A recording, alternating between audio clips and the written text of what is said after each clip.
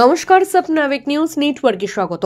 দিনক্ষণ ঘোষণা না হলেও 2025 ডিসেম্বরের প্রথম দিক থেকে 2026 বিধানসভা নির্বাচনের প্রস্তুতি শুরু হয়ে গেল জেলায় জেলায়। দক্ষিণ 24 পরগনা জেলার 9টি মহকুমায় শুরু হয়েছে ইভিএম মেশিন ও ভিভিপ্যাট মেশিন পরীক্ষা শিবির। উল্লেখ্য, প্রত্যেকবার নির্বাচনের 4 মাস আগে থেকেই এই ইলেকট্রনিক্স ভোটিং মেশিন পরীক্ষা নিরীক্ষার কাজ শুরু হয়ে যায়। সেই মোতাবেক অন্যান্য জেলার পাশাপাশি দক্ষিণ 24 পরগনা জেলাতেও শুরু হয়েছে সেই কাজ। প্রশাসনিক আধিকারিক সূত্রে খবর, ইভিএম মেশিন ও ভিভিপ্যাট মেশিনগুলি ইঞ্জিনিয়াররা চেক করবেন। যেগুলি ভালো মেশিন সেগুলি পাঠানো হবে ওয়্যারহাউসে। তৃণমূল, বিজেপি, সিপিআইএম, কংগ্রেস ও সমাজবাদী পার্টির মতো 5টি রাজনৈতিক দলের উপস্থিতিতেই চলছে এই কাজ।